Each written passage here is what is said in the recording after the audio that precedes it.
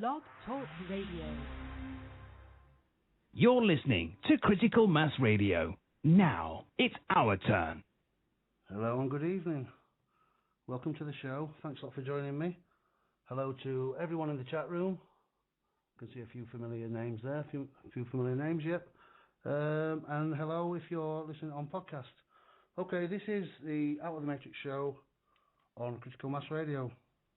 Okay, I'm rubbish at welcoming. Have you noticed that? Everybody else does it really smooth, and I'm just blooming. It's a mad panic before I start because I've got that many papers. Okay, right. Tonight, bit of a cheat from me because I've had to do 2 days from my court case. I've had to do community payback. Wow, and I've done 2 days this week already. It's only Wednesday, so stringing the show together has been a bit difficult for me. So I've not got a real structure to this tonight, but there'll be some good information as usual. Okay. Just checking in the chat room. Yeah, everybody can hear me all right. It should be loud and clear, shouldn't it? Yeah, not wrong with that. Okay. Just reading the chat box. Okay. Chat box. I ain't calling it chat box. It's chat room, isn't it? Yeah, so what I thought I'd do tonight is string a few things together. It might be a bit all over the place, but like I said, there'll be some good info. Okay, so I played that opening song there, Eve of Destruction. Who performed that? Barry Maguire performed that. That was written in 1965, that. And if you get it up on YouTube, the lyrics are really applicable still today. So what's that? That's nearly 50 years later, isn't it? It was written by a 19-year-old soldier, I think it was called P.F. Sloan. So a 19-year-old wrote that. Yeah, so listen to that and put the... oh, Lisa's just saying it sounds fine. Thanks, love. Cheers. Yeah, the lyrics in that are really applicable today. It's like we've come full circle again. Yeah, it's a good song, that. The reason I've played that, I've got another song. Song number 2 is about war as well. And what I wanted to get onto, and I've mentioned this before, is this station and my show as well is all about finding solutions. And one of the biggest things we can do is to stop paying this flipping income tax that everybody pays. Now, it's not a short-term solution. I know it's going to take a bit of work, this. I did it in one of the talks I did. I think it was at Ashton or whatever, I mentioned it. The income tax, it goes to funding wars, period. That's it. The majority of the income tax that we pay from employment goes to funding wars. That's why I played that song to start with. There's no quick fix solution to this. How do we stop paying income tax? Well, employers, if you're listening right now and you're an employer, in other words, you pay employees to work for you, you're using the national insurance number. That's the facility that the government has provided for us. Everybody's taxable who are working using that national insurance number. Employers, you don't have to use the national insurance number. There is no law in this country or any other country that says that you cannot have a private contract with somebody who is working for you. If I want to paint, for instance, Paul Giovanni's house, it's a private contract between himself and me. It's non-taxable. It's a private contract between himself and me for X amount of work or hours for X amount of money. So that's what we need employers to do. We need to start coming forward and at least investigate it and have a look. There is no legal requirement, there's no lawful requirement, there's no requirement to pay income tax whatsoever. Where does that tax go? Well, as well as to pay the loan back from the private banking cartel, it funds wars. It funds conquest of foreign countries. That's it. People are dying. Innocent men, women and children are dying through us paying income tax. So, what we need to do is we need to get together. Like I said, employers, employees, we need to develop a new system where everybody is, for want of a better phrase, self-employed. What is self-employed anyway? Of course you're self-employed. It's yourself doing it, isn't it? So you work for yourself. You create a one-page private contract with your employer, and it's non-taxable. I'm a big believer, as are many people on this station. Let's stop feeding these. It's early, so I'm going to just call them psychos. Let's stop feeding them the money. They're nothing without the money. Imagine the money we could save for ourselves and each other by taking it away from those set of psychos. Imagine if just, I don't know, a quarter of the country stopped paying the income tax. Oh, they'd feel it, wouldn't they? They'd suffer, wouldn't they? And that's the only way I can think. Let's stop feeding this, I call it a cash cow. It's those psychos obsessed with money and power. So let's start looking into private contracts. I'm going to be doing, I might mention it at the Critical Mass conference. Sorry, I'm string a bit, At the conference, I'm going to try and expand on this a little bit. And let's get some employers coming forward and just having a look at it. Don't get yourself in any sort of trouble or anything, or put yourself up there, but let's just have a look at it together and see that it can be done. There's no law against it. You don't have to go through the national insurance. The national insurance is evidence that whoever's using it is a government employee, a government agent. We don't have to do that. We can have private contracts. There's nothing anybody can do. So that's why I played that. Okay, and like I say, it goes to funding wars, doesn't it? Which it does. And what about people? What about the soldiers, for instance? What about the soldiers? The soldiers are starting now to get a little bit wiser. They've realised if you're a soldier or you know somebody who is a soldier, when they come out on leave, just ask them to ask themselves one question: who are they fighting for? Funded by our tax. Who are you fighting for, mate? Are you fighting for a country? Is it the country that you're fighting for? Is it a flag? Is it patriotism, really? We are led to believe, we are tricked into believing that if you don't agree with a foreign conquest, a war abroad, then you're not patriotic. It's a load of bollocks, isn't it? So your choice is either be patriotic and agree with attacking innocent people, or be non-patriotic and be a traitor or a criminal or a coward or whatever. Right, so soldiers, who are you fighting for? I'll tell you who you're fighting for.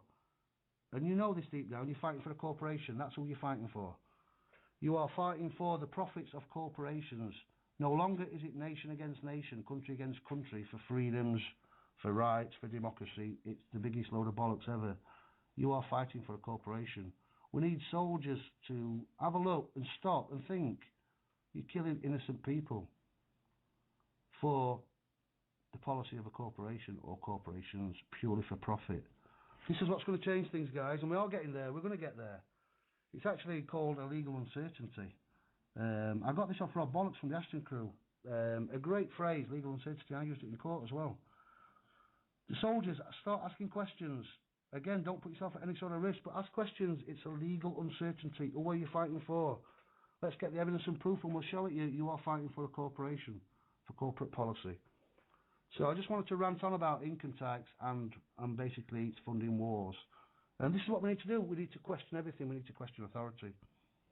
I've got a great quote from Einstein here. And he said, the pioneers of a warless world are the youth that refuse military service. I think it's a great quote, that. The youth that refuse military service. Wow, could be viewed as unpatriotic, but it's not, is it? Don't join up. Let's stop the young ones, stop the teenagers joining up for, it's a trick. It's made to look glamorous. You're a soldier, you're infantry, you're, I don't know, you're RAF or whatever. We know it's a big trick and it's a load of bollocks.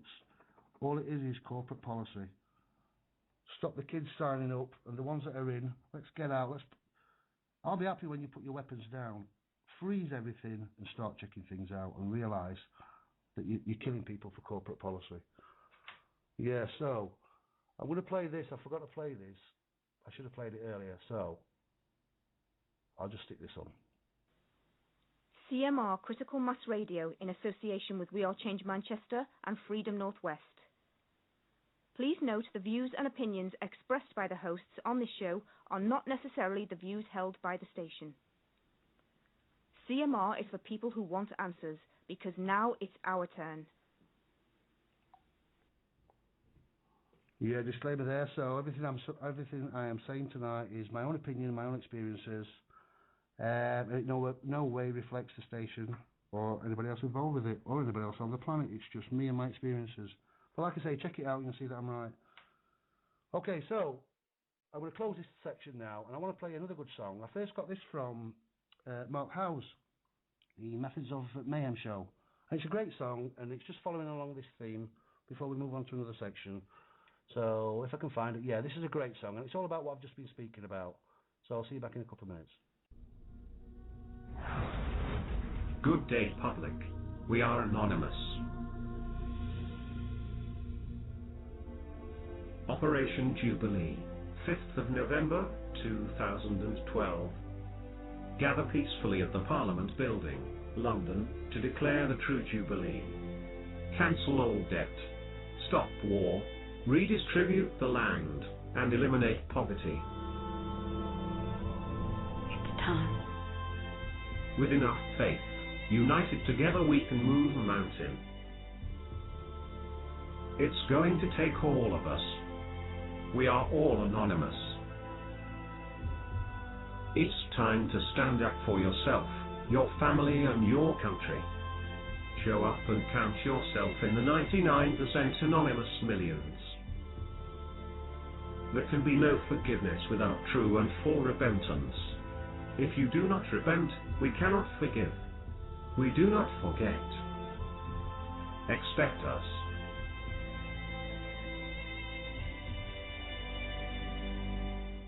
So, great song there, called Hero of War by Rise Against. Yeah, I first heard that on Methods of Mayhem show. Yeah, brilliant. Yeah, okay, I just want to draw your attention here to the Critical Mass Radio conference here. It's on Saturday, 24th of November. It's there on the homepage.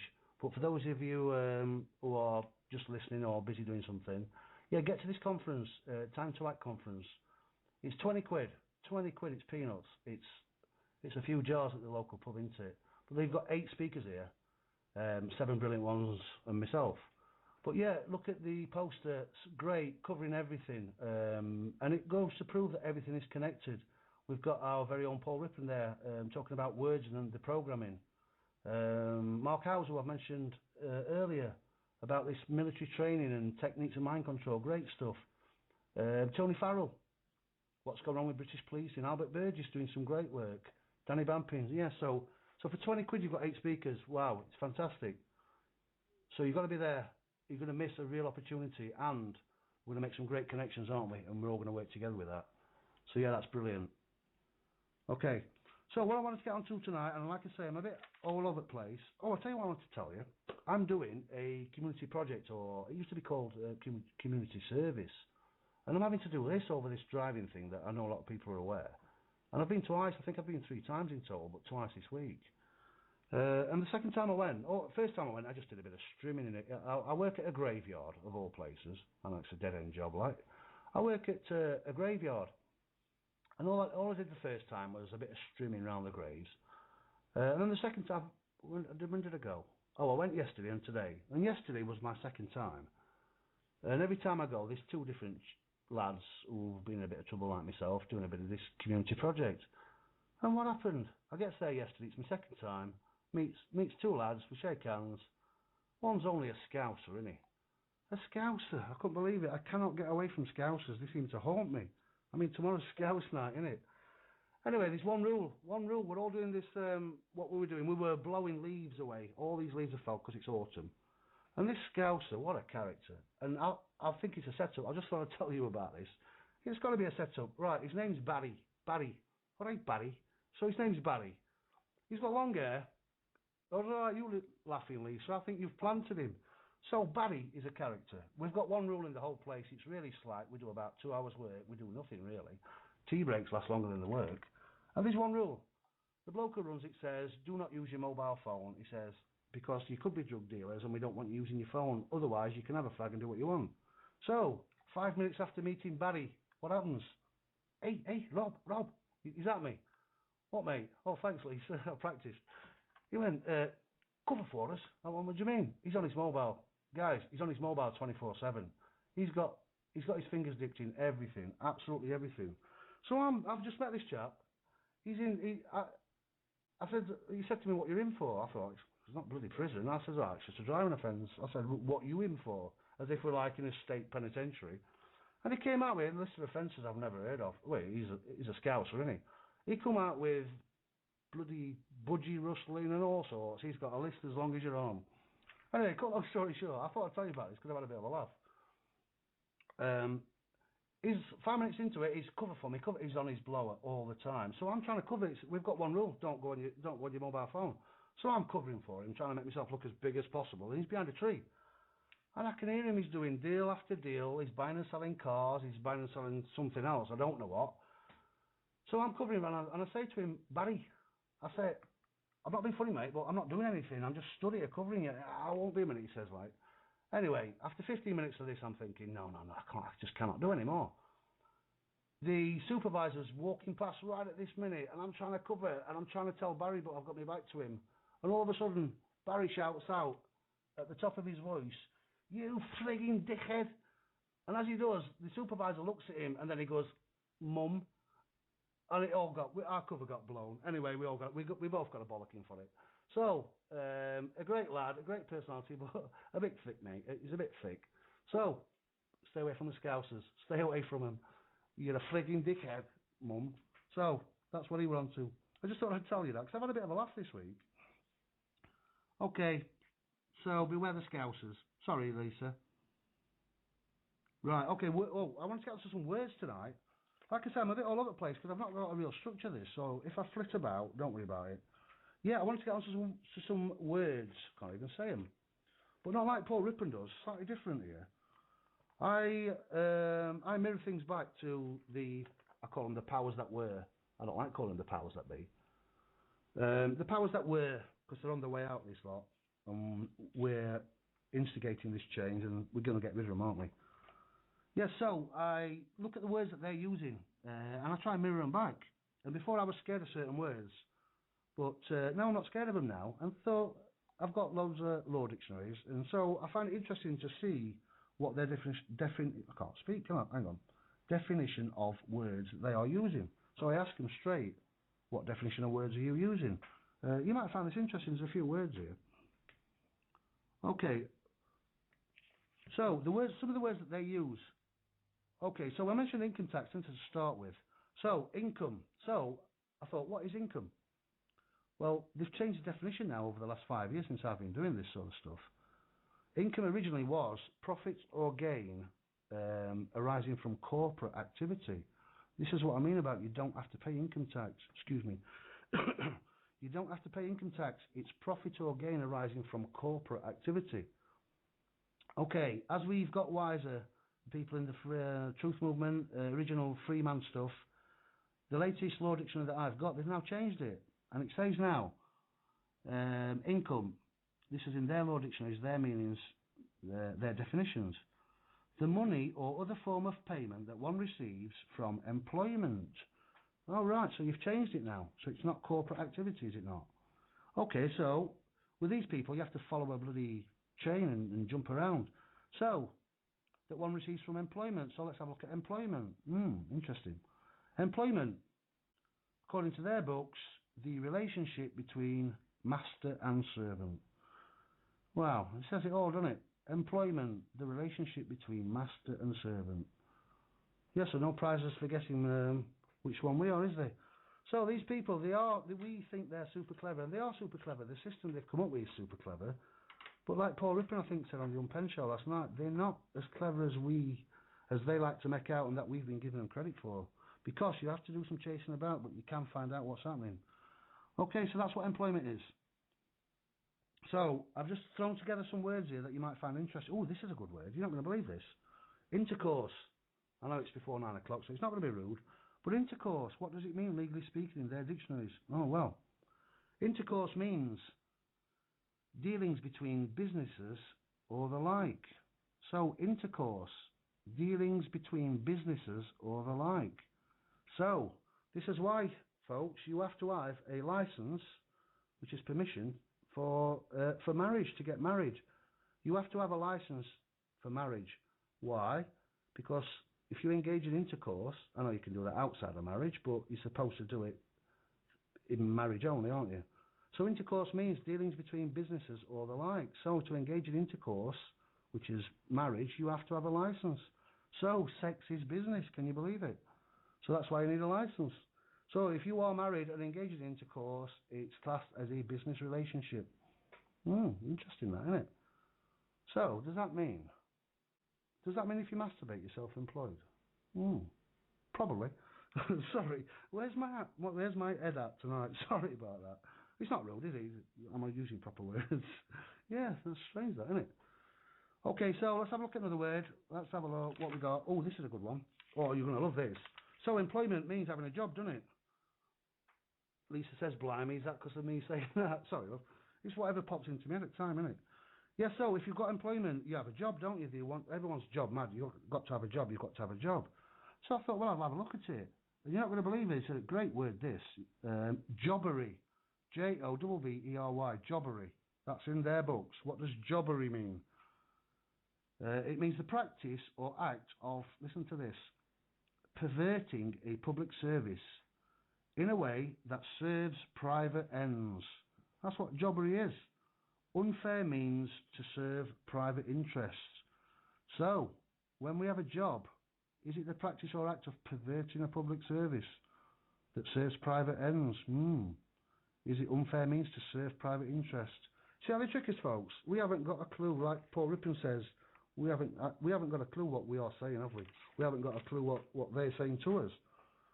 Okay, so what's another... I'll do this last word now, and we'll move on to a different section. Like I say, I'm a bit all over the place, but it's all good information, and you can check it all out. Incidentally, Paul Rippon had a great guest on last night, my favourite researcher of all time and speaker, Michael Tsarian, fantastic stuff. And during the course of the interview, the word address came up. Address. What is your address? And I found the definition of this. Nobody seems to know this, and I managed to get hold of this.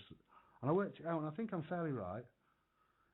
So I was trying to check out what the word address means. Whenever you go to court, which I do bloody quite often, or I get arrested, whatever, they always want your address, don't they? But the address is not where you live.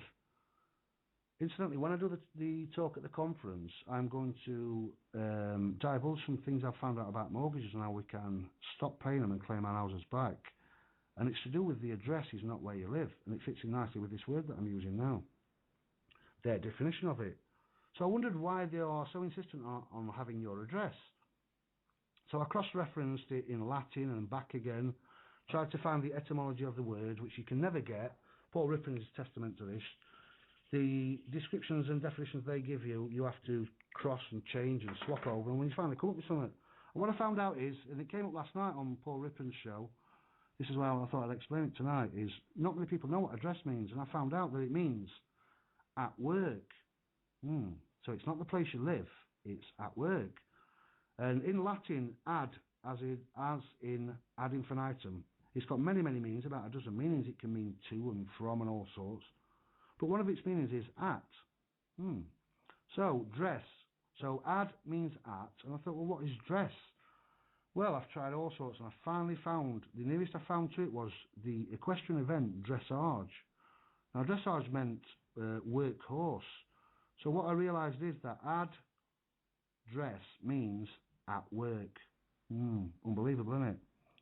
So, when you give them an address, or if you address somebody in a courtroom or whatever, it means at work. So they can give you a commercial value in court, and they can act on you as such, as we know, in not criminal court, well, even criminal court, but mainly in civil court.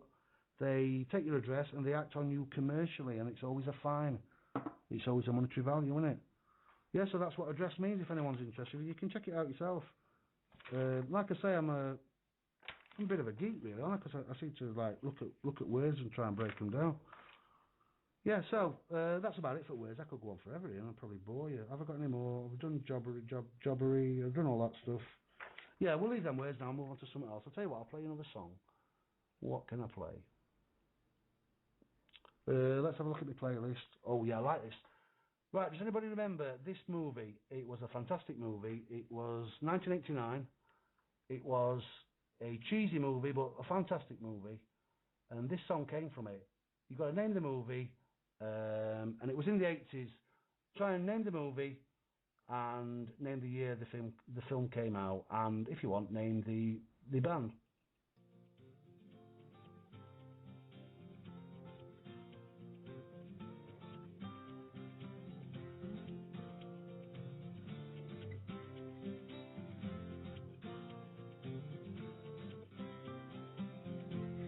Critical Mass Radio is a completely non-profit station where the hosts pay to broadcast their shows.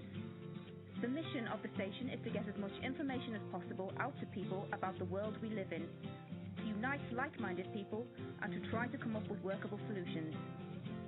If you agree with the work that we are doing, then please feel free to help us continue by making a donation on the webpage. CMR is for people who want answers, because now it is our turn.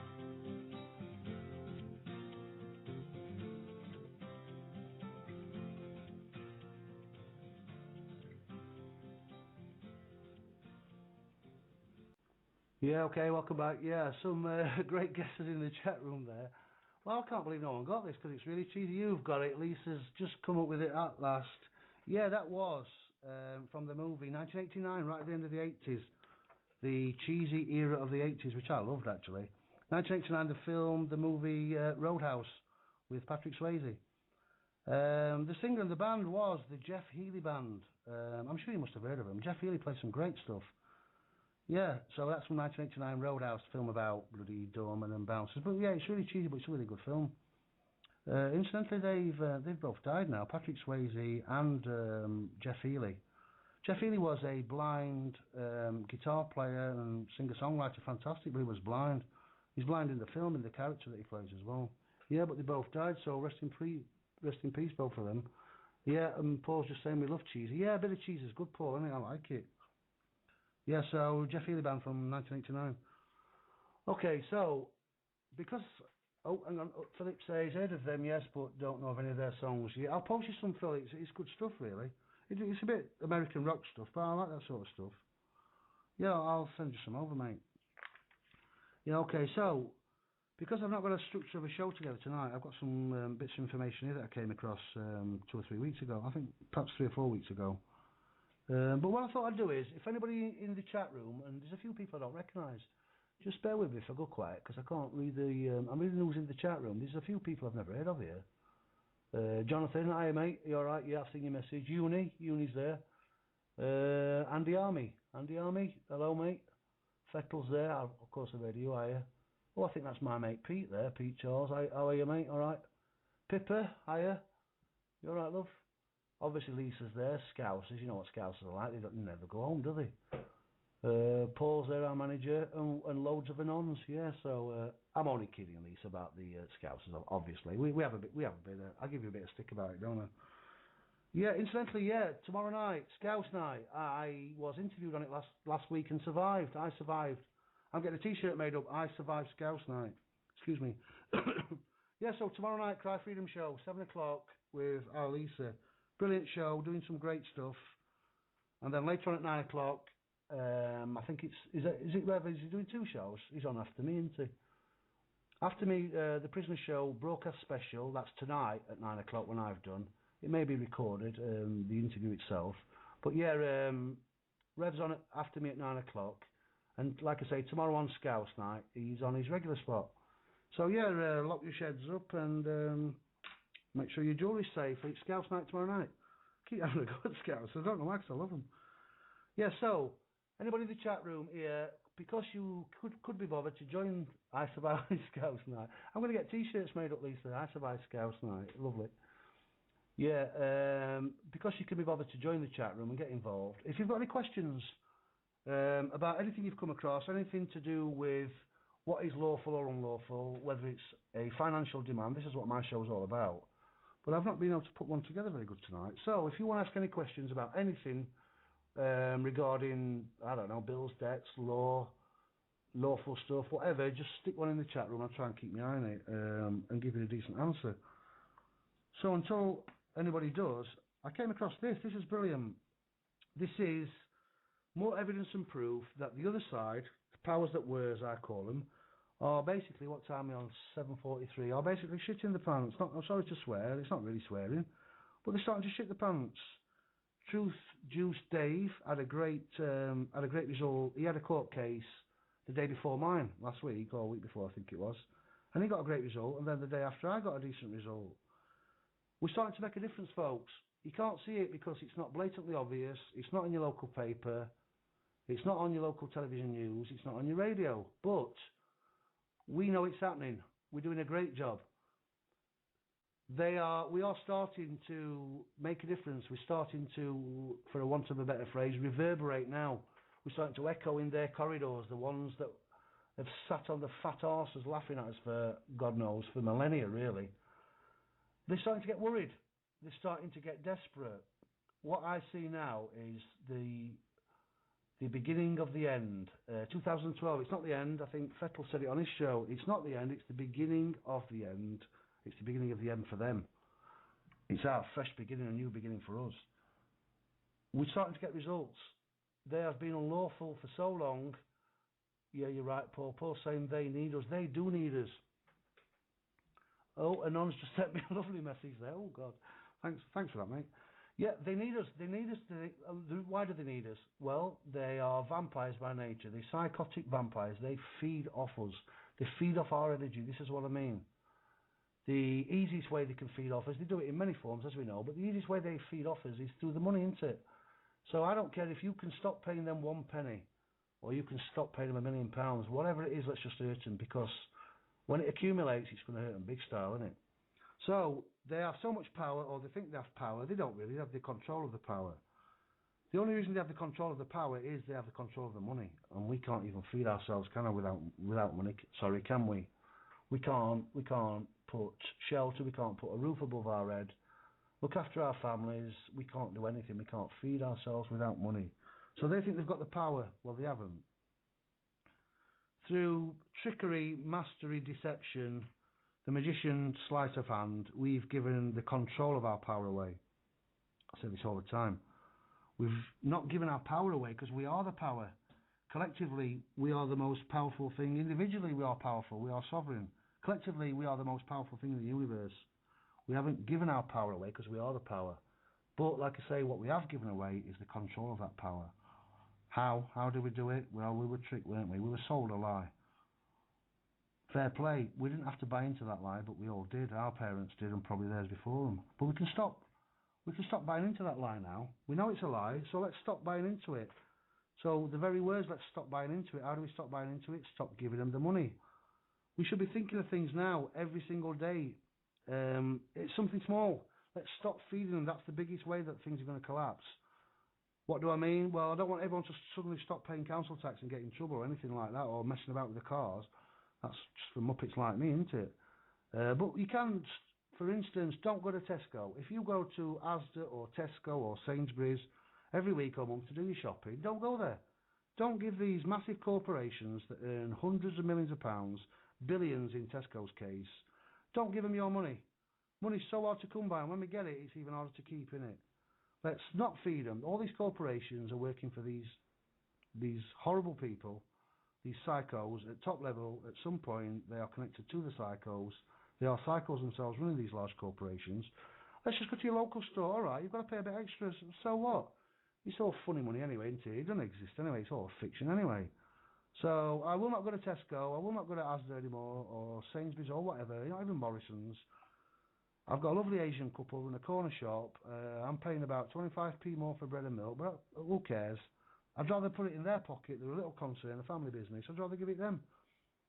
So let's do that. Let's shop in local shops. Let's get community sense back. And if you just do it one day, don't give a big supermarket, a big chain of supermarkets your money.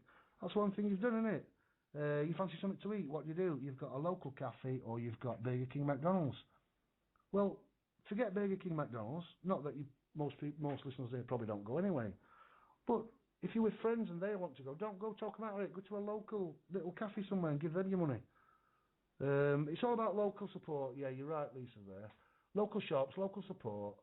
I like what Lisa just put in the chat room about free energy. Yeah, I'm going to do something on that probably next week or week after, Lisa. I found some good stuff about that. There is free energy around.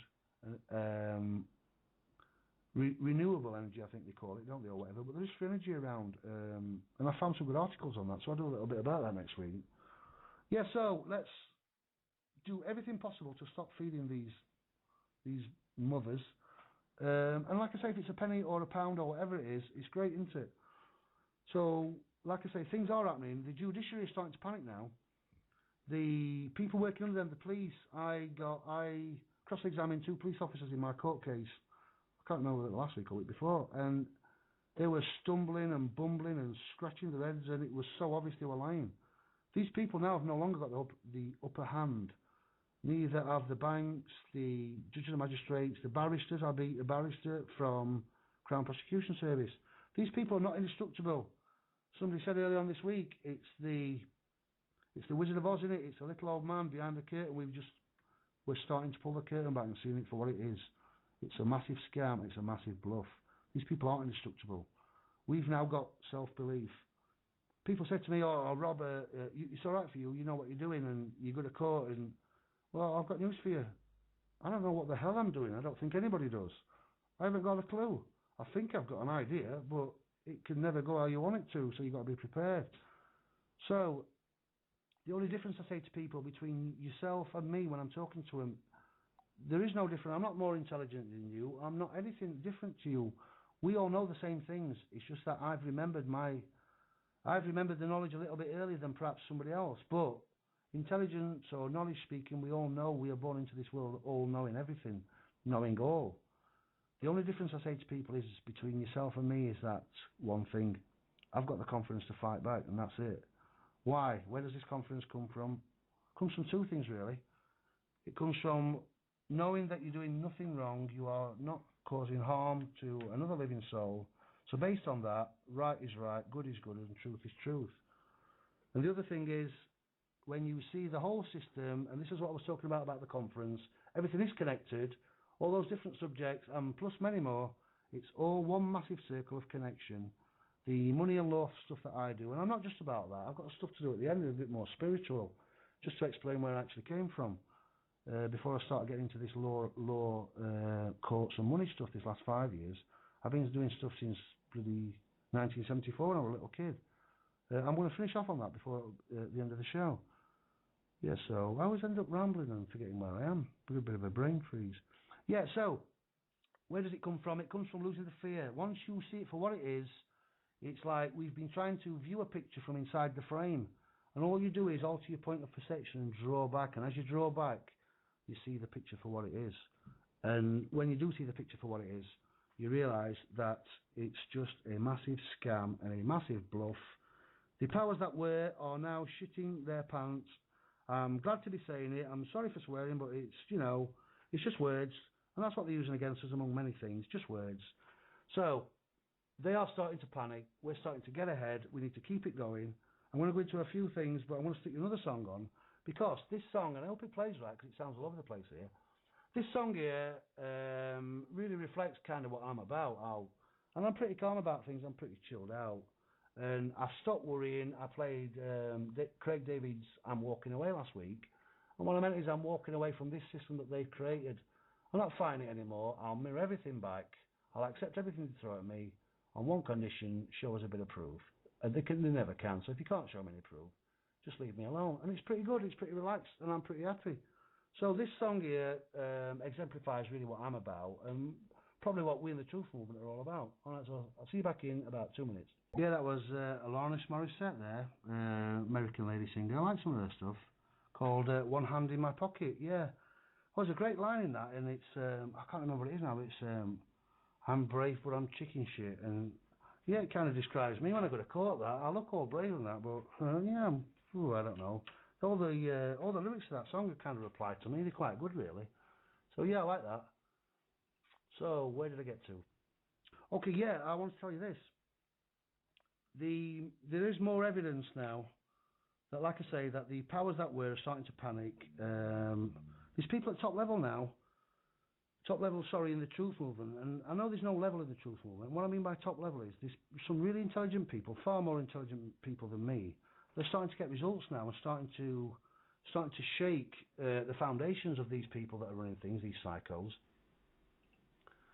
And as they're getting higher and higher, what I mean by levels is they're climbing higher. These people in the Truth Movement are really intelligent and working hard. And it's not just one or two, it's quite a lot of them now. They kind of, this last sort of 5 years, or this last 2 years even, have moved up levels where the action that they're taking, not the reactions anymore, the action they're taking, are starting to echo in the higher corridors, if you know what I mean. So in the same way like the BBC with the Jimmy Savile thing and all that stuff, which I think is a distraction anyway and a massive cover-up, I don't know if you agree with that. But the same way now is at higher levels we are starting to have an effect, is what I'm trying to get to. This is why I mentioned the soldiers. Start looking and asking questions, question authority and question who are you fighting for? Who are you Who are you expected to kill and why? Why are you killing innocent men, women and children? Not for democracy, not for your country, but for corporations. Same with the police. What are you enforcing? You blindly follow magistrates' orders. We know what an order is. And you don't question. And innocent people are feeling the effect of this. Start questioning. There's nothing wrong with asking a question and questioning authority. So this is what I'm saying. This is why I'm really confident now and happy about stuff, because the ones at higher levels that are running things at the highest level are starting to panic a little bit. They're starting to think, hang on a minute, these people are grouping together and they're starting to get a result. Yeah, so what I wanted to tell you, in fact, before I move on to this bit, I just wanted to tell you something that happened about 4 weeks ago. About 4 weeks ago, a lady contacted me through a friend. I'd only ever met her once. And she got a team of bailiffs banging on her door and windows wanting to empty all the stuff out of her house. She owns a real small holding with a few animals, a couple of vehicles. Anyway, to cut a long story short, she had a team of bailiffs wanting to empty everything out. So, evening, Dr. Watson. That's Dr. Watson in the chat room there, in case you think I've gone mad. Yeah, so they were banging on the door, a window. Through a friend, she rang me. She said, Rob, help, what the hell can I do? So, I put my work down. I said to her, don't open the door or windows, don't let them in. I said, what, have they given you any, sorry, my screen's all going all over the place here. That's it, it's back again. I said, have they given you any paperwork? She said, yeah. And I said, what have they given you? Now, she'd already sent them what I call a denial of access. Denial of implied rights of access. What that is I've got one as well. Everybody, I've explained this before, but I'll run through it quickly. Every single person has got an implied right of access to your front door to knock on it and ask you a question, to come to your house. Everyone's got it, everyone's house. You can just walk up. There's no law that says you cannot walk up to someone's house, knock on the door and start asking them questions, which is what a lot of people do, don't they? Whether they're selling stuff or they're doing market research or anything. So, it's an implied right of access. You can put a notice up or send somebody a notice, which is what I've done, both actually. And you can deny their implied right of access, but you've got to tell them. And that's what I do, and that's what this lady did. I've got notices on my windows, whereas if they want to come down to my house and knock on my door or come onto my grounds, they have to do so by appointment only. Otherwise, I will warn them first, and if they don't move, if they don't go away or they come back again, I charge them £5,000. Excuse me, I've just got a bit of a cough. So this lady knows that she's quite knowledgeable. She's done this. She sent this to the bailiffs, and this is what I'm getting at. The powers that were, they're panicking, so they try to combat the denial of access with what? Something I've never heard of. So I said to the lady, have they given you any paperwork? She said, yes, they've given me something called FIFA. I went, all right, football match. She went, no, you pillock. She said, it's called FIFA. And what it is it's from the High Court. So I said, hang fire. I said, open the window and just tell them that you're talking to your solicitor, give you 10 minutes. So she did. So now we've got 10 minutes to come up with something. So I quickly get on my keyboard, look at FIFA. Oh, FIFA. Right, I've never come across this. So this is what they're combating with denial of access. Don't come up to my house or charge you. This is what they've come back with. I'll tell you now, it's bollocks. They are clutching at straws. This is the point I'm trying to make. So I check out FIFA. It stands for Fieri Fascius. I've probably not pronounced it right. It's Latin. Fieri Fascius. Okay, what does that mean? It's a writ of execution. I found this all out in 2 minutes and got back to her. Well, I was never off the line. I had her holding on the line while I was doing it. It's a writ of execution, usually from the High Court. This occurs after judgment is obtained in a legal action. So, it's gone to court. They found that she's liable for the money. Instead of sending something normal, they've gone to the High Court, these bailiffs, and got, sorry, not bailiffs, whoever she owes the money to, have employed the bailiffs to enforce it, but whoever's saying that she owes the money to have applied for FIFA from the High Court. So it's a High Court writ of execution to collect your goods for an amount. Okay, as of 2008, FIFA can be sought on judgment debts of over £600. So it used to be FIFA was only used, a High Court writ, to enforce the taking of your goods. Used to be for a large amount, but from 2008 I found out it's anything over £600. Okay. However, judgment debts usually come in the way of the county court. But for some reason, they've started using FIFA. So I said to her, what have they given you? She said FIFA. I said, what have you given them? She said, all I've given them is a denial of implied rights of access. I said to her, I'll call her Sue. Her name weren't Sue. I said, right, we've got 10 minutes. I said, Sue, can you type? She went, actually, I'm brilliant. I used to work in office. I went, put this down. Told her what to do, blah, blah, blah. She typed it out. I went, right. I said, sign it. She says, what do I put? I said, put BY, by, colon, and a squiggle. Have you done it? She went, yeah. I went, right, open the window and bung that in the faces. These are like pit bulls hammering at the door. So what happened is, this is what I'm saying about the powers that were, I call them, backing down. She opens the window, she went, here, have that. Shuts the window again. The lead bailiff looked at it and went, looked at his mates and went, ah, shit. He went, right, he said, I'll tell you what, we'll be back in 24 hours and we're going to take all your goods. And then he went. So, she were still on the phone with me, said, oh, Rob, thanks ever so much. So quickly, I said to her, no problem. I says, you've not finished yet. Get another piece of paper. I got constructed another notice for her. I said, take a copy of it, get down to your post office. I think this was about 2 o'clock in the afternoon, 1 o'clock in the afternoon, whatever it was. Yeah, we were around dinner time. I said, get this copied. This is your second notice. Get it copied, pay £5.85. They'll receive it the next day, and you should be all right. So this was, they were threatening to come back and empty everything out, take your vehicles and everything, over this FIFA crap.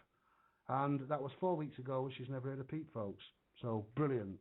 So these people are starting to back down. And then I just carried on. In fact, I got that, a parking ticket, and somebody who'd just been arrested and let out of the police station, all within an hour. I sorted it all out and then just carried on with what I was doing. So, not that I'm being clever or anything, but we are recognising their game and they're starting to panic. The best they could come up with was this FIFA crap. So, before I put my next song on, what did we use? What did I use? What did I tell her to do? Simple. Back to trust. Everything is trust again. Trust supersedes any legal shit that they can come out with.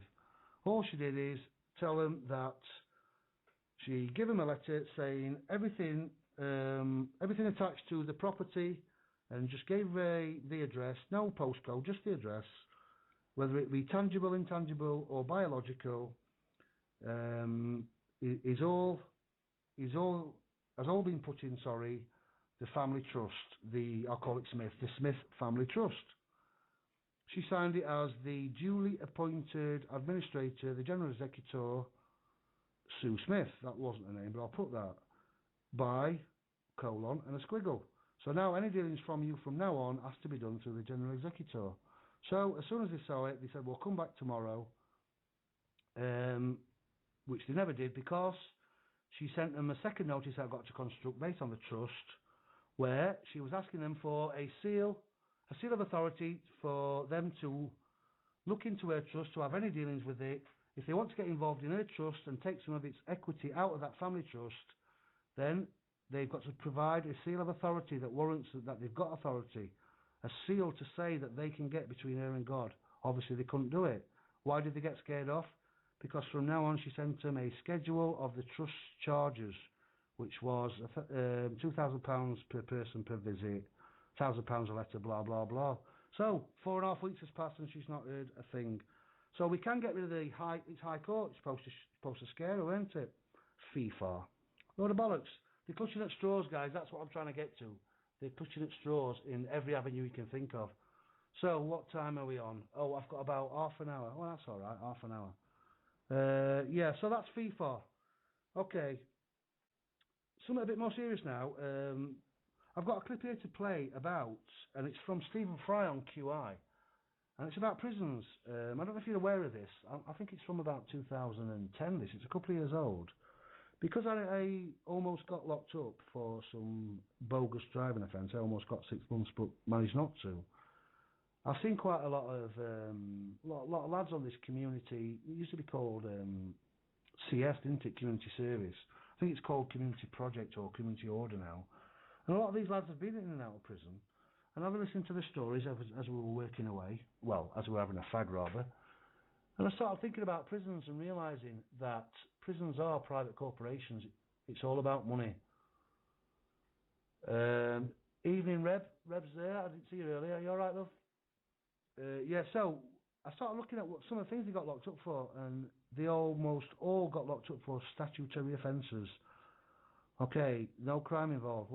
Their liberty's been taken away. What's a statutory offence? Well, an offence. You can look at it as you've offended someone, or are you taking the offence instead of defending? Interesting play on words. A statute. A statute is a legislative rule of society, not a law, a legislative rule of society, and it's got the force of law when you consent to it. That's it. So these people have been doing 2, 3, 4, 5 years for statutory offences. So what I realise is that prison is big business. It's privately owned. It's massive business. And so going back to Stephen Fry, he used to host a programme called QI. Very interesting. I think our country, Britain, comes about third, I think it is in the world. It might be even second, but it's certainly in the top 5 of the amount of prisoners locked up in our country per population. Now, we're one of the highest. We're in front of, I think he says, Turkey, China, Germany. Well in front of them for the amount of people that are locked up per population. But none of us compare with America. So I thought I'd play this. If you've heard this before, don't worry. It's still great, second or third time. And if you've never heard this, it's quite amazing. It only lasts about 3 minutes. I'll listen to this and see what is really happening in our prison service, in our prison system that they've created. It's privately owned. They are privately owned, prison. I can't speak, can I? I'll start again. They are privately owned businesses. Prisons it's big business. There's a lot of money to be made, and it's far more sinister than that. Just have a listen to this, and I'll see you back in about 2 minutes. Incredible, isn't it? Absolutely incredible there. Great information. It still shocks me when I hear it. 1 in every 100 people in America are behind bars for what? For statutory offences. Most of them, the highest majority. It's unbelievable. It's slavery, isn't it? It's another way of getting the prisoners to work for absolutely no money and produce all these things. Like Jimmy Carr, it was Jimmy Carr on there said, slavery by the back door. Exactly. I know he made a joke of it and he tried to make it funny, but if you get a chance to watch that, watch it on YouTube, because although Jimmy Carr's making some jokes and funny stuff about it, you can actually see the panel's faces and they're quite horrified.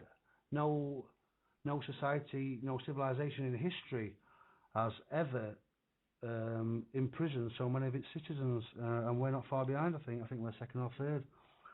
Yeah, so something else to think about, innit? Okay, so that's that. Horrible people that are running stuff. It's all going to come down. I'm really confident, and everybody else is in this truth movement. We're getting there now, aren't we? We're starting to feel a bit empowered now, aren't we? Excuse me. And we're starting to get a bit of confidence. I keep coughing. I think everybody I speak to has got a cough at the moment. I don't know if you've come across this. Yeah, so we're starting to get more confident. We're starting to get a result. It only takes a small result to spur us on, doesn't it? Yeah, so, as you know, and everybody knows about me. Quite a lot of people know my name now. I don't know why, but they do. And they say, oh, Rob Freeman, yeah, he's all right, isn't he? And somebody will say, yeah, he's all right, I suppose. But, that's him who never wants to pay anything, isn't it? And that's all they know me as. And I'm not complaining, because I am the chap who doesn't want to pay anything. In fact, I'm the chap who doesn't pay anything. I think I only pay my mortgage, and that's it. And yes, so I've been doing this, like I said, I've said it before, out of necessity. I've been doing this for about 5 years now. And what I decided 5 years ago, well, I said 4.5 years ago, and I really got into it, is this is not the background I came from. I've been doing stuff, like I said, I read the first book in 1974 when I was about 10 years old, I think. And through the 70s, late 70s, early 80s, oh, thanks, Lisa, cheers. Through the 80s, I was on and off reading books, but living a normal life, and then the early 90s, and, I never really stopped. And I think I read my first David Icke book in about 94 or 5, I think it was. 95, I think, And the Truth Shall Set You Free. And then I saw him on an interview in 1991 on the famous Wogan show, and I couldn't believe why everybody was laughing at him, because all he was talking about, sorry, I'm talking too fast there, all he was really talking about was energies, and that everything is energy in its essence, really. Although he did say he was the Son of God, people weren't ready for that at that time. I think what he was trying to say is that we are all sons and daughters of God. God is in us. We are all God, aren't we? So, I'm not the chap who just does the lawful stuff, not paying stuff, because in order to succeed in that, you've got to come from a standpoint of honour. You've got to be honourable, which is what I try and do. But like I said, I decided about 4.5 years ago I thought, right, everything's a con, everything's a scam, I'll accept it. If somebody doesn't show me any proof, then I will give them a chance. If they don't show me any proof, I won't acknowledge it, and I'll make sure that they go away. And I decided to create my own reality. I know it sounds crazy, and a lot of you might think, whoa, what's he on about? But you can, it's possible. I decided to create my own reality where I pay for absolutely nothing to make it easier so in order for me to feed my children, I had to pack working to look after them. I didn't have a lot of money coming in. I had loads of outgoings and thought, my children come first. You know, I put them before myself, as most of us do as parents. I sometimes, don't eat decent food myself to give it them. And I thought to myself, there's no way I'm letting any corporation infringe on my children's fundamental freedoms and rights that they should suffer from any corporation. So I decided to create my own reality. Now, it took a while. When I first started doing it, when I learnt stuff, I would say, it took me about 2.5 to 3 years of constantly doing it. And I'm almost at where I want to be. Where I want to be is not pay for anything. The only thing I do really pay for is my mortgage, which I had to back down. Like I say, when we do the Critical Mass Conference, I've got some great information about the mortgage that I want people to read up, investigate, and join me on this. Okay, and we can claim our houses back. So, I've almost created my exact perfect reality, apart from the mortgage thing, which I'm going to do in the next 6 months, and we can all do it. So, what am I talking about? I'm not talking just about not paying stuff. I'm talking about creating a reality that we want, and we can all do it, and it's simple. Okay, so how does it work? Well, I thought I'd spend a little bit of time on this. It's only going to take 5 minutes. I'm going to read you this out. I put this together. I put it together in about 20 minutes, just to show you what I'm also about. Not what I'm all about, but what I'm also about. Not just about not paying stuff, but where I came from and how I really got into all this. I've been discovering stuff all my life. So I put this together. It's called, what is it? It's called What is Existence? Apart from the first section, which is a quote from a chap called, a German physicist called Max Planck. Apart from the first bit, the rest of it, I've kind of shoved it together with stuff I've learned. Okay, so what is existence? Well, let's have a look. Existence, according to the Newtonian model, Isaac Newton, mainstream science, according to the Newtonian model, tells us that existence is matter, that it is a material world and we live in a universe of matter. So that's the definition of existence according to the Newtonian model, Isaac Newton, mainstream science. Okay, this is a quote from Max Planck, a German theoretical physicist. And Max Planck, a great bloke, get him up on Google and have a look, fantastic bloke. Max Planck had this to say: the world and our perception of it is totally holographic. It has to be, because there is no matter as such. All matter originates and exists only by virtue of a force which brings the particle of an atom to vibration and holds this most minute, tiny solar system of the atom together. We must therefore assume that behind this force is the existence of conscious and intelligent mind. This mind is the matrix of all matter. Okay. This mind is the matrix of all matter. Max Planck. Okay, what is he saying?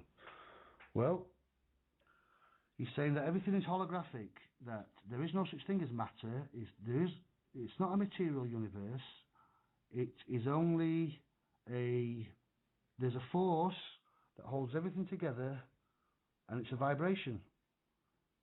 It's a vibration of the atom, basically. The stuff that's holding everything together is the glue, if you like, is the mind. The mind is the matrix, not the false matrix that we're trying to get out of, that this show's all about. That's the constructor matrix that they've given us. Dr. Watson there in the chat room, most matter is made up of empty space. Yeah, correct, Dr. Watson. An atom is 99.999% empty. So how could anything be solid? Okay, so I'll carry on with this. This matrix, remember I said this mind is the matrix. This matrix is the glue binding this reality together. Therefore, we are holding this world's reality together with our conscious minds. If we shift consciousness, which is what's happening right now, the whole reality system will fall like a house of cards, thus removing the holding force.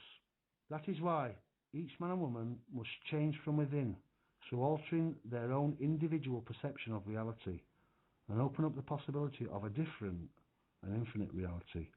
So our thoughts, our mind is the glue that's holding everything together. Now we can change that through altering our perception. We can change that vibrational frequency. I'll carry on. Everything is differing frequencies of energy, acting in harmony, and that's what our five senses perceive as matter. A symphony of light and sound is all there is. Truth vibrations. Out of the trillions and trillions of atoms that make up the planets in space, and the exact same amount that make up our physical bodies, 99.9% of them are made of empty space, as Dr. Watson said in the chat room. Our cells are structural, as a solar system. Therefore, get this, only 1/10,000th of 1% is solid matter. A 10,000th of 1%. It's only our perception that makes us think that it is solid. Consciousness is the force of pure energy. Everything is energy, and everything is consciousness, because the energy itself is conscious. I hope this is making sense to you, because it certainly does for me. We are experiencing only one frequency of this consciousness, and one expression of that frequency, but the rest is endless and infinite. Human beings, each individual, are the vector, the link between what is above and below. And we are all participating right now in creation for a specific purpose, and that purpose is to create this reality, to perceive the experience and to gather knowledge and share it. The tools we have been given to achieve this are our thoughts, feelings and emotions. The most powerful tool of all is our free will. Can you see why the powers that were want to trick us into consent? Because nothing is stronger than our free will, guys. Nothing at all. When we realise this en masse, we realise now. When it's realised by the masses, this is when things are going to change. So it's about taking action. It's about doing the stuff that we're doing. That's what the conference is all about. That's what the Out of the Matrix show is all about, and this radio station, and many other movements. But it's also about our minds. We are holding this thing together. We are changing our consciousness. When we start doing it in thousands and thousands, look what's going to happen. So I'll just finish off on this last bit now. It is the most important thing of all. This is our free will, by the way. It gives us freedom of choice. And this in turn controls the state of our consciousness. Okay, last bit on this before I stick a song on, because how long have we got left? 20 minutes. Okay, so as David Icke said many years ago, and I'm going to see him on Saturday at Wembley. I'm excited about that. I'm more excited about our conference, to be honest, but I'm excited about going to see David Icke as well. So what did he say? He said it's a simple choice between love and fear. So did Bill Hicks. Okay, free will. It allows us to choose which energy we as individuals center ourselves in. And it is from this chosen center that each of us perceives our individual reality. Our individual perceptions make up the collection of collective consciousness. So we all play a part in this. It is the choices and decisions of the collective consciousness of mankind, the free will of the people of the world, that creates the reality in the world that we experience every day. Most important word in the English language is no. We just have to say no, perceive it and believe it, self-believe it. So you, me, every individual body has the power to change the world we experience every day by using our thoughts, feelings and emotions to just say one word, no. Or in my case, 3 words. I say no, fuck off. Sorry. Okay, just say no to anyone trying to enforce anything on us, and using our free will to spread, equally as important, love, compassion, to everyone we come in contact with. So our free will is our consciousness, is our energy, is creating a reality now that is then reflected on the outside. So we can change this. All we've got to do is stand together, stand up for ourselves and just say no. And that's what it's all about. Okay, I'm finishing this off now. So, as we say no, what else do? We show love, compassion and empathy to everybody that we come in contact with. This will then generate our chosen energy to others and add to the conscious collective. Excuse me, I've got a cough. I'll read that again. This will then generate our chosen energy to others and add to the conscious collectiveness. Excuse me, I'm just going to have a drink of water. Okay, just finishing this now. So, thus we can achieve what? Well, peace and abundance is what we're after. Peace everywhere and abundance, not to be in scarcity. So soon the world we experience, our reality, will be one of our choosing through, like I said, love, compassion, empathy. Not the one presently that we're engaged in now that we've been tricked into, that's hate, war and fear. So, it sounds like I'm preaching like a sermon, doesn't it? But that's where I'm coming from. That's what I originally realised about energies and stuff. So I just thought I'd read you that, because I shoved most of that together at short notice. Okay, how long have we got left? 15 minutes. I'm just going to play you a song now. Then it's coming for closing up for the Reverend. Is it the Reverend show is on? Yep. So the Reverend show. Sorry, the Prisoner show with the Reverend. He's on at 9 o'clock. Alex is not here tonight. So yeah, it's going to be a great show. That I'm sticking around for that. So I'll get a move on for George to crack on with that. Okay, so based on the consciousness stuff and fighting back and changing our reality, I want to play you a song here. It was inspired by a chap called Kenny Chesney. He was watching the evening news. He's American again, and he saw a really old chap on the news being interviewed who had reached 102 years old, and he was being interviewed on the, I think it was local news, and the interviewer says to the chap, you know, you've made 102, and he's really fighting fit and stuff, and he said, you know, if it's a secret, what's the secret? And what the old man said is, it goes really, really quick. 100 years goes really, really fast. You cannot believe it's like a bullet. Before you know it, 20, 30, 40 years has gone by. And his advice for a long, happy, great life and existence is to show love and respect, not every day to everybody, every time you come in contact, because it's not practical, but as much and as often as you can, show love and respect to everybody you come in contact with and to your parents. And from seeing the interview, a country singer called Kenny Chesney wrote this song. So I'll play you that, then we'll come back, I'll have a little bit of a chat and close up. Yeah. Don't blink, great, I like that. Yeah, so life goes really, really fast, doesn't it? That was Kenny Chesney, a country singer. Yeah, I like a bit of country music. Okay, so what time are we on? Whoa, yeah, that's no problem. We've got about 8 minutes left, so that's going to fit in lovely, that. Yeah, so life goes a lot faster than we think, doesn't it? And it does when you look back. How quick has it gone? How quick is it? How quick is it still going? Oh, Phil saying excellent show. See you tomorrow for Scout Snack. Cheers, Phil. Yep. See you, mate. Are you off? Yeah. See you tomorrow, mate. Bye. Thanks a lot, Phil, for everything you're doing. Cheers, mate. Yeah, so we're about to finish off now to make way for the 9 o'clock show. So I wanted to just, what I've got here is, let's have a look. Oh, I'll tell you what we'll do. We'll do this. I found some great quotes by people that really mean a lot to me, and I think mean a lot to us all. So, what we got left, like I said, 8 minutes. Oh, that's perfect, that. We'll play a song to finish with. Okay, so I found some great quotes, and I thought I'd stuck them together on a little Word document thing. And they're quite relevant. So, I've got the list up here. Let's have a look. Oh, I mentioned this about 2 weeks ago, This is for the injustice, the corruption, the horrible crimes that are happening. These quotes that I've picked out are relevant to that. So I used a quote about 2 or 3 weeks ago, and it was from actually Martin Luther King, and he said, remember this, right? He said, this is a quote from him, never forget that everything Hitler did in Germany was legal.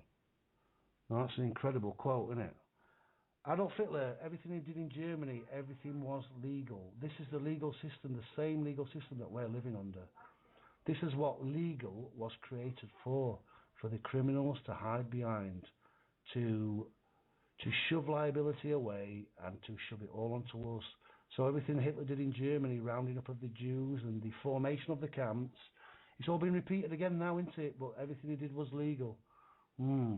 So I live as unlegal as possible. Not illegal, but I live as unlegal as possible. I don't want anything to do with legal, but I want everything to do with lawful and what's right. So, interesting, isn't it? Okay, what about this one?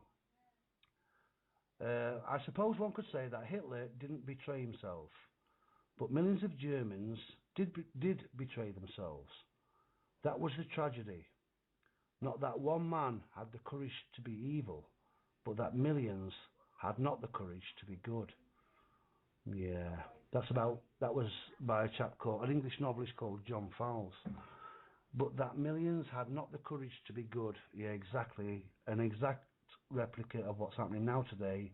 It's all about apathy, isn't it? It wasn't that Hitler was so evil. The only reason that he could be so evil and be successful was that millions of people had so much apathy, they allowed it to happen. So that's exactly what is happening again, isn't it? Under corporate fascism this time. Adolf Hitler himself said, anyone can deal with victory, only the mighty can bear defeat. That's interesting. Okay, another good one here. So we're about to finish up now in about 2 or 3 minutes.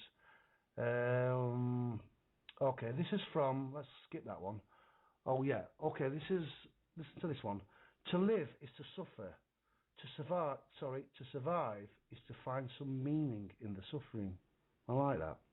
That's the German philosopher and composer and poet, the fantastic Friedrich Nietzsche. Fantastic. Read some of Nietzsche's stuff. A philosopher, fantastic stuff. Okay, this one. Exactly what we've been saying. I know, uttered from the deepest conviction, is better than a yes, merely uttered to please someone, or worse, to avoid trouble. Yeah, I know. The most important word, in my opinion, in the English language is no. And it's true. Okay, let's miss that one off. What time have we got? Okay, 5 minutes left. And finally this one, excuse me again, from my favourite poet, this one. Not that I've got lots of favourite poets, but I've got a few. And this chap, I'll give you a clue, he wrote Jerusalem, which was made into a hymn.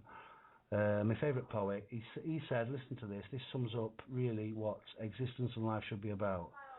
He says, to see the world in a grain of sand and to see heaven in a wildflower, hold infinity in the palm of your hands and eternity in an hour. Wow. That was from William Blake, my favourite of all time. Yeah, fantastic. Okay, so I'm about to close up. I've got a great song to finish on. On the Unpen show last night, Paul Ripper and Andy, they played a song by Bruce Springsteen that I was going to play tonight. So great minds think alike, and they played it last night.